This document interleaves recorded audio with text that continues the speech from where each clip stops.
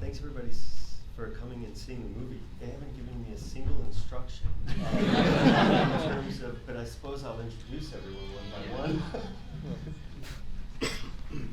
So let's start with, who wants to come out first? Santiago. The director, Santiago Mitre.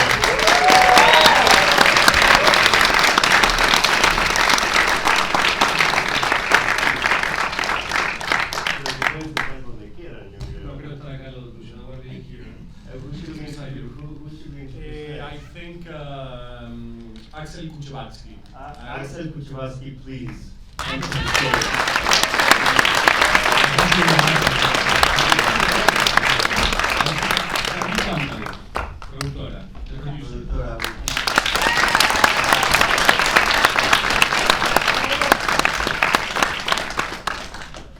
And my favorite,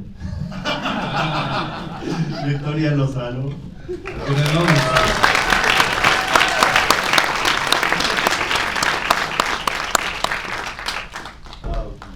You're all my favorite. All right, so let's just jump right in. I don't want to bore people with an introduction. I would like to say that it's really an honor to be able to sit here with you all. I was at the premiere in Venice, I have a very personal relationship to this story as well, alongside Argentina. The reason I grew up here was because my family fled the Chilean dictatorship and they were able to survive, so the context is very powerful for our family. So thank you for letting me be here with you all and to share this moment with you guys. So.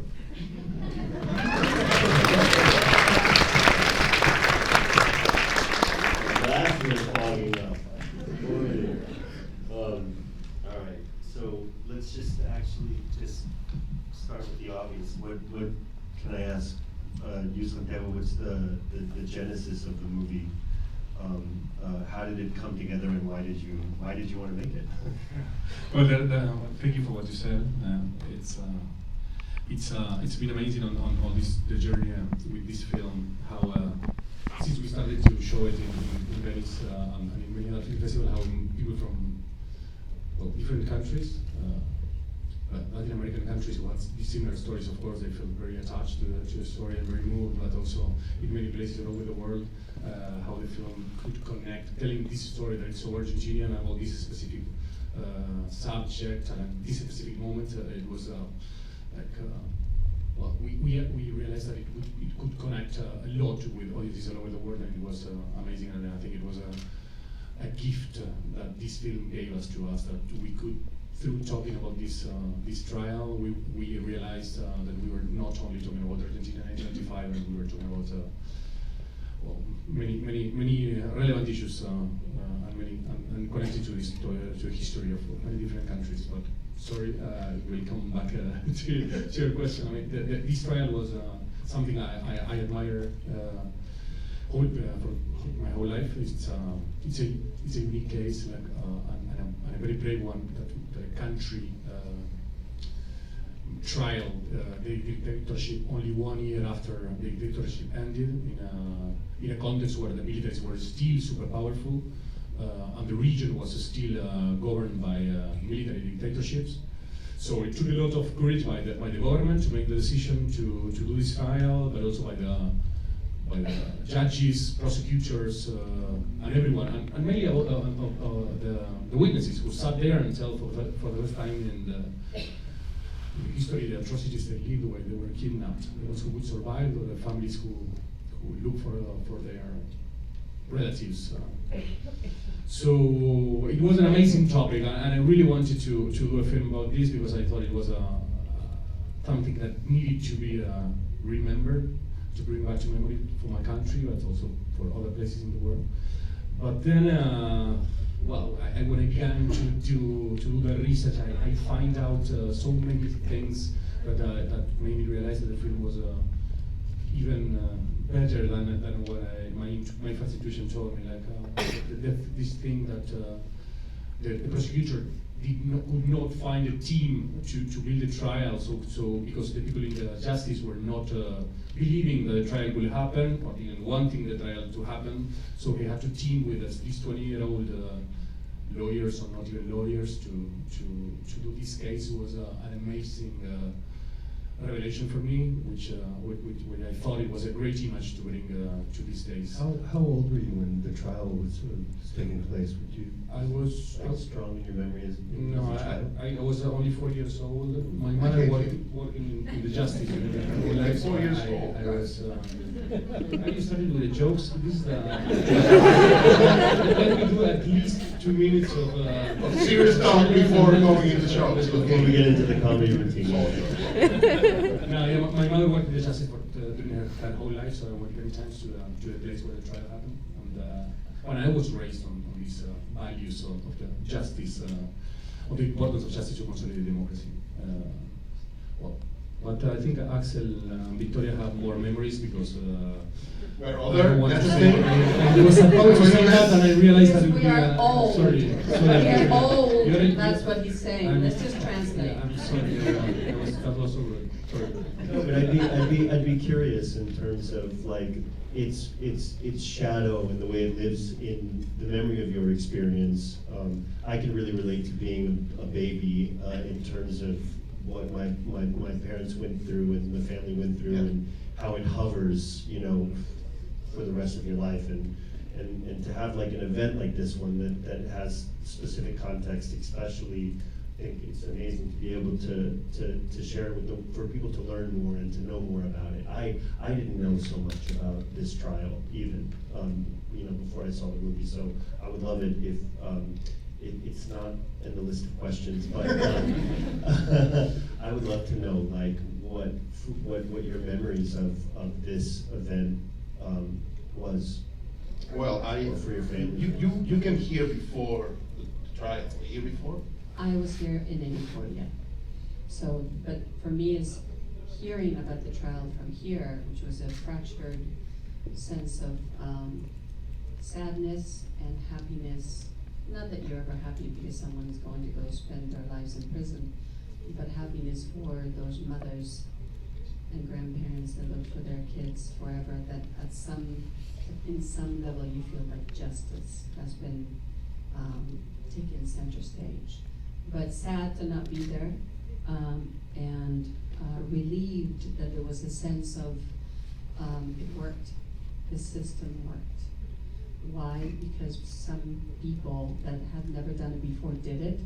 They took the truth, they created a memory, and justice prevailed, which sounds like a slogan, and yet in this case, it worked.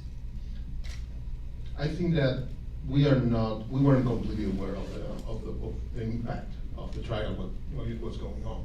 We didn't knew back then that it was going to change universal justice, because after this trial, the international court was created, and a lot of genocide were investigated, and dictators were persecuted all around the world. It's the first country to. It's the first country. Taken. So I don't want to draw a parallel because it's unfair.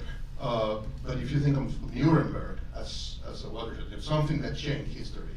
I mean, we can say that this trial followed those steps. I think that a lot of young people in Argentina that were born in democracy are realizing, and all of us are realizing, how important that trial was now that we have an interrupted democracy for 40 years, which wasn't the case in '85. Maybe I think that the historical perspective of time is more weight maybe at the time where a lot of people were still scared. I mean, the sense was that it was an important moment, that justice had been served. But then again, the common thing in Argentina was that democracy was interrupted during the entire 20th century. So I kind of blame some people if at the time they thought that, well, maybe this is not like, yeah, regular time. Yeah, it was anything. And we haven't interrupted democracy for 40 years, thank God. Yeah. I would ask, like, what do you is sort of the context of this kind of a trial, and decades later, how it sort of deals with our notions of democracy today. It's a very interesting question, and it's what I tried to say on the beginning, like. And these notions of justice and the idea of like functioning democracy and how to make that work under the law. I think Axel has a very good speech about this because it's something we've been discussing a lot. Since we started with the film, a lot of things happened. I will say what you usually say, but I'm quoting you. Well, when we started working on the film, we thought it was a film about Argentina in 1985, and it became something completely different in front of our eyes. Because in the meantime you had January the 6th. In the meantime, you have Ukraine. In the meantime, you have a bunch of guys trying to get into the Brazilian, government palace. There were a lot of instances where, individual freedom was curtailed. And we do think somehow, because this is a conversation we already had, that this movie is about protecting democracy through justice, about accountability, and the fact that nobody should be above the law anywhere, not even in this country. Sorry, I get emotional with this. No, but it's true. But it's highly emotional, especially being the first country to do so and to take on Goliath in that way. But Santiago, please. No, I was not going to. I mean, I agree with what Axel said. It's. I realize that this event is it's an example on how to deal with on making a better democracy. And it was something that probably in 1985 for the president or the people who took the decision was something that an intuition they had. But now it seems like so clear that justice has to prevail over power in every country, in every situation. Like it's one of the fundamental bases of the democracy to have independent justice investigating and prosecuting and. ¿Cómo se dice? Accountability. I never understand how to use that word. Accountability. But I never. It's a word that. Responsabilidad. Responsabilidad. Okay. Sorry. Como decirlo en español. Sí, que no entiendo. I don't understand the word accountability. I know that. I'll send you an email. It took me.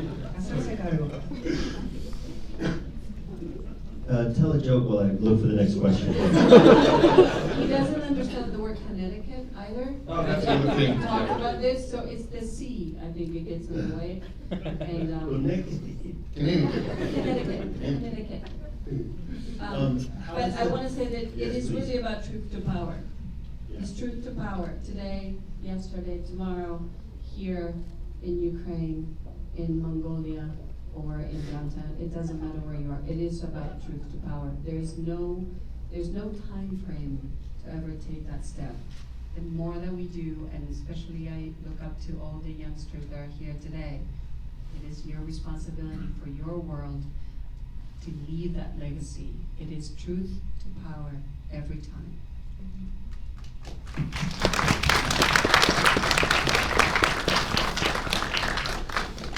So how is the movie? How was and is the movie being received in Argentina?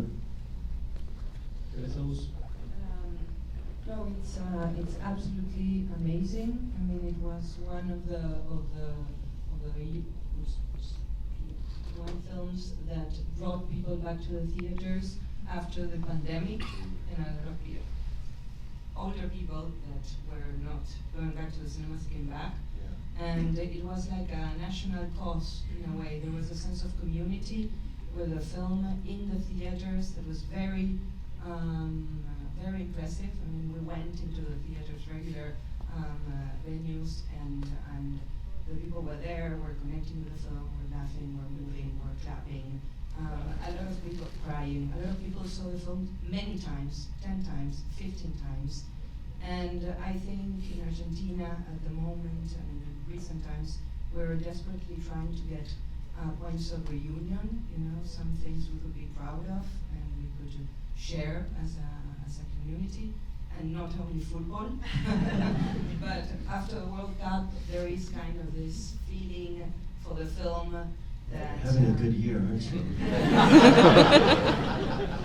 yeah, It's that people deserved. want the film to do good, and everyone's so happy about the road that has yeah, it's absolutely amazing. No, but also I would say that like in many societies, the Argentinian society has been so split politically, and there's so much anger and like there's so much confrontation. So I think this film is showing in a way what the society can be like when they fight together for a cause that is right. Like and I think that people who want to see the film, besides their personal opinions in the political subtext of the moment, they saw something that the country did good, and it's something that where they can feel reflected as a nation and make them feel proud. So I think at least for a moment we could like transcend a little bit this grieta, how we call it in Argentina, which is Yeah, it's a rip. which It's is the unifying element of the undeniability of what's right Yeah. around this. Yeah, so that's very powerful. And also something connecting different generations that was very powerful, you know, grandparents talking to the grandchildren, or daughters about this kind Yeah. of Yeah, history. and I would like something else. That we Latinos being also vastly underrepresented. The fact that you, being from Chile, people from Brazil, Uruguay, everywhere, finding a common voice through this film has been really, really powerful. Yeah. Yeah. It's also, it's not like it's not happening. It's happening. Peruvian, one of them. It's happening. So this is not, it's not something that happened 40 years ago and it will never happen again. It's happening today. Yeah. So it's a very current event of what society goes through. And then Julio Estracera. no, that's the bad way of saying in the Yeah, Argentinian Spanish. Spanish. Ah, sí? How do you say that? Because it's trasera, but But we say trasera. trasera. We are an EU where it doesn't. Okay, can I tell a ridiculous story? We had a dog, and my younger brother wanted to name him Spike. Uh-huh. And he just gradually, it took, in no time, he was Spike. Yeah. So Julio Estracera. And then you had a dog that was just gonna say, and I was But how did they? How were they involved? How did they receive the process? How do they feel about it? I mean, well, Estracera passed away some time ago, so I didn't have the chance to talk to him. But I did talk How to did his family? Yeah, I spoke a lot to his son. Yeah. And actually, I went through his family to understand who Estracera was and how he lived that period in his life. So I think that like for me, going through his family is what it got me the idea of telling the story how I got it through and beginning the story through his family, through the eyes of his relationship with his son and with his daughter. It was very interesting for me to be able to talk to all those people who did this trial, because most of the judges are alive and still active, and the people from the prosecutor team, of course, they're very active, and so to be able to speak to them and to know them and to build a relationship with them made me want to write better, made me want to represent them in a way that then when they could watch the film, they could feel like we were telling the truth, or at least the spirit of the truth of what they did. So it was an amazing experience to do all this research. And Luis Moreno Campo, who was the deputy prosecutor, he was very close to us in the beginning. I had a lot of interviews with him, and he was great. But and he's been very supportive with us. So you actually did some. Impressed with us. Q&As, talking after the screen as well. There's also something just frankly, beyond the politics, that's delicious about the movie because of its era in that, and a kind of visual nostalgia when I saw the movie to really make it so it's kind of easy to get eras wrong, I think. And I was really impressed with how genuinely the time capsule of it was portrayed. And I don't know, this isn't a question. It's just a We can elaborate on that. So. But talk But about that anyway. I can say to that the art direction, Like the design team, Micaela, yeah. the costume designer, Monica, I mean the props, everything. They worked very hard to do an 80s that was not estridente, you know, like Yeah, that wasn't like yeah. Stranger Things Yeah, or something. and that people could The wedding Which is singer. fantastic. But just a different tone. No, I mean, because at the 80s in Argentina, like probably in Chile, it were not the same 80s No, like it's in the it's US. it's They are a little happening bit- in the suburbs yeah. of the US. We didn't have as much color as the American Yeah. had. Yeah. It was a little bit desaturated. No, but the main thing is that we use our personal archives. On every meetings, we all brought our pictures from when we were on that time, and we used the pictures a lot to remember the texture of the kitchen, of the table in the kitchen, of the sort of plates that they use. So it was like it's recreating a period which is not that far from here. So Yeah, we it's all, really far, but it's far. It's I mean, really far. I mean, the It's city not is the shit out of this is me. an important thing. No, but yeah, I know. You're making me Anyway, feel- but you It's know, not the thing that is, the far. city changed a lot, and there was, I mean, you know, of making Buenos Aires look like Buenos Aires at that time period. That was hard. it was hard, yeah. Yeah. help of VFX, a great VFX team, aside from scoutings, locations. Yes, But but what triggers the memory is different for each person. So I think in this film we wanted to be very precise about the details and to be able to offer in the working space, in the family space, in the music, in the little things, you know, be generous in what would trigger the memory of everyone who had been in Argentina. there's an awful detail that I really love in the film because it's like makes me travel back in time. It's in the beginning when they are going to work and the kids are going to the school and the daughter asks for a cigarette to the father. Because I remember my mother giving me cigarettes when I was 15. Yeah. It's not happening anymore. My mother would pull up to the grocery store and make me, and I was 7. And I would have, I'd go and buy her the smokes. She didn't feel like parking the car. All right, let's do a little shift because there's such an incredible, the closing argument that Estacena makes was an iconic moment in the trial, and of course the political history that is now, Argentina. How did you approach that in terms of, just talk about that, because I would find that incredibly intimidating. I was very intimidated before Yeah. doing that, and I was always very worried. Of course, it was like the climax of the film, the more important sequence in the film, and we were working in this sort of tradition of trial films, and we were always thinking like, well, this is a trial movie in the end. So in the trial movies, at the end, you see a prosecutor making his final speech. But usually in films, the prosecutors, they walk around the stage and they point to the juries and they shout to the accused, and they go, "Can't handle that word." Yeah, they do everything. And it's like a theater play.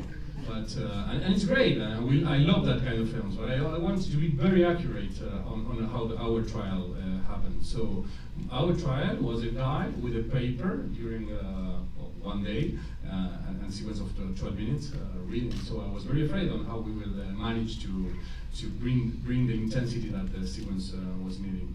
But the first day that we were very lucky that we were allowed to shoot in the real courtroom where the trial happened. So I went to do a first scouting there, and I put the chair where Strasera was seated, and then I put the chair where Videla and the other commanders were seated, and I realized that they were this distance. Like Strasera did that speech, that amazing speech, only less than a meter away from Videla. And that gave me the chill. I could imagine, like, I was sitting where Strasera was, and I imagined how he must feel, and he must feel at the moment when Videla was sitting there and he was about to start to do this speech. And I realized that I could work with that, with the proximity, like shots and reverse shots to make that always near in the frame and to feel the... And the strange intimacy between the two facing off like that. Yeah, and then there's Ricardo Darín, who's such an amazing actor. Yeah, and I'm a little bit a pain in the ass sometimes when I'm directing, and Ricardo hates rehearsing. Yeah. He likes reading the script. He likes like taking notes and participating in every decision, but he doesn't like to rehearsal. And I'm always chasing him like to rehearse. I'm always like making traps actually, really very close together. So I'm going to the grocery. Ricardo, are you at home? I go say goodbye. And then I buy something and I go to the house and I told him, do you want to read this that I wrote? And I was tricking him, but it was very difficult to make him rehearse. But he knows what he has to do. He understands. He has been acting since he was 10 years old. Like, Meryl, will you rehearse this scene one more time? Yeah. Well, and I was very worried that Ricardo always said, "Don't worry, it's going to be fine. Don't worry, it's going to be fine." And actually, that day came, and it was not fine. It was amazing. We did it it was impossible not to cry when at the first shot and after the. I will not say the number because we did more times than what Ricardo deserved. But people keep on clapping and crying during the whole day, and it was probably one of the most intense days I've lived in my cinematic life. It was amazing. I didn't realize that you shot it in the actual courthouse that the trial took place. I didn't know that. That's incredible. It's incredible, yeah. Victoria, We shot most please. of the film during the pandemic, and for that scene was the first moment that we actually got 300 people in the courtroom together without masks. It was a very special, unique atmosphere. You know, it was everyone felt like justice was being served again. You know, like at the end of each take, the applause was legit. It was amazing, and also in the Diana Calvo testimony. Yeah, the lady that gave birth on a car. Yeah. It's amazing that there's always a magic that has to go into making something, but I feel like with this movie there really is this translatable experience that it doesn't surprise me that there were these that the context is that powerful within the making of it, knowing what the story is, but also when you were making it, where you were making it, how you were making it, and you feel that, and I think that's, you know, a lot of the reason it's not just a story of justice, but it's very unique to this movie and how that kind of, I don't know, that power and that magic is shared with an audience.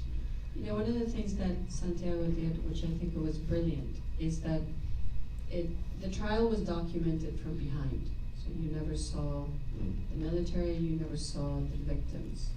And what Santiago did is, in a way, as Agustina was saying, that the catharsis of that moment when you took your mask off because you were living again, the catharsis of the camera actually showing their vicious faces and the pain and the victims. So I thought that was a reliving, and how brilliant when a filmmaker actually can somehow do an influx of oxygen in an event that was choked from day one. So that in a way, it's the power of filmmaking at the helm, clearly, by Santiago's vision. And I think that by doing that, we got to see them, all of them, in every single moment of, because the performances were amazing, but you got to see the journey of, oh, this is what's happening now, and this is what is going to happen. And I think that also helped what Agustina was saying, that people were talking to each other, people go see the movie, and I think that some people, especially my age, we needed to witness what we didn't, because we only had a memory and an emptiness. There was nothing else to hold on to, and 30,000 names that no longer are. So I think that as a film is concerned, I think that's a true win.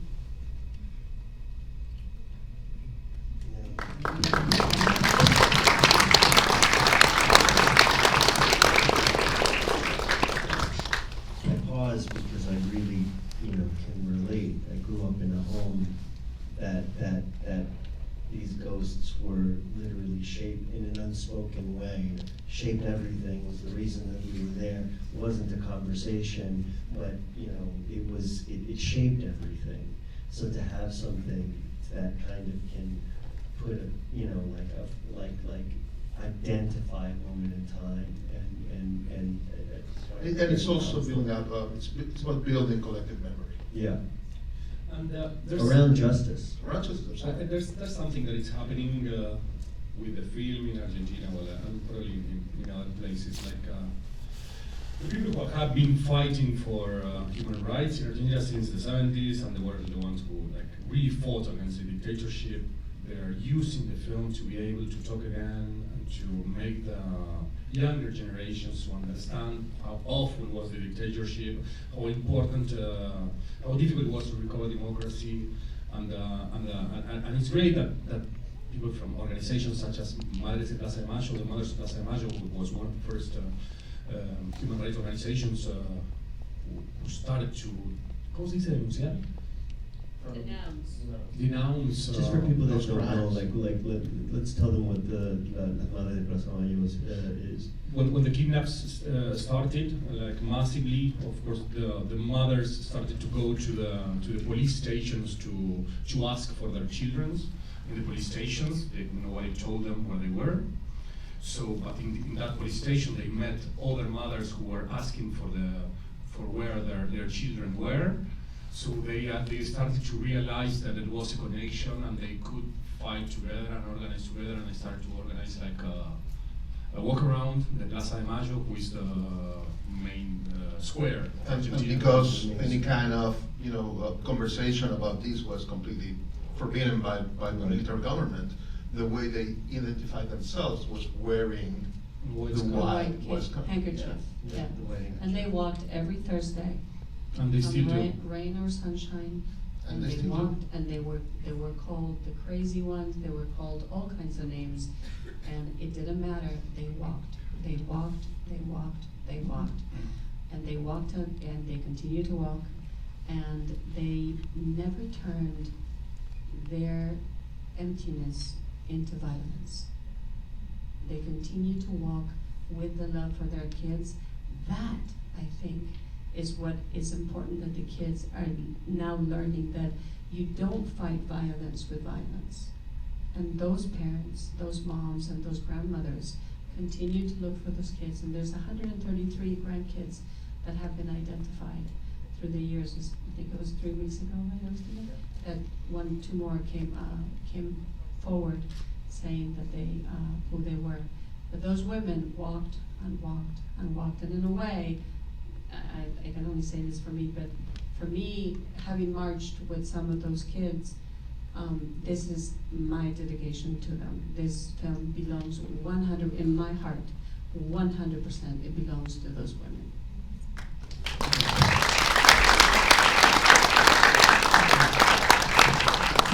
I think that if there's anything else, it's a good way to end the Q&A, in my opinion.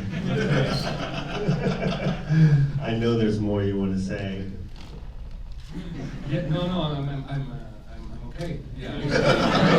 No, I mean it's great. I want what Victoria said. Yeah, if we can share this film to someone or to some group of people, we will we will pick the Madres of Plaza de Mayo. I think they are an example. In English, they're known as the mothers of the disappeared. Yeah. If that sounds familiar to you. Sorry. No, it's okay. But I remember Yeah. that from growing up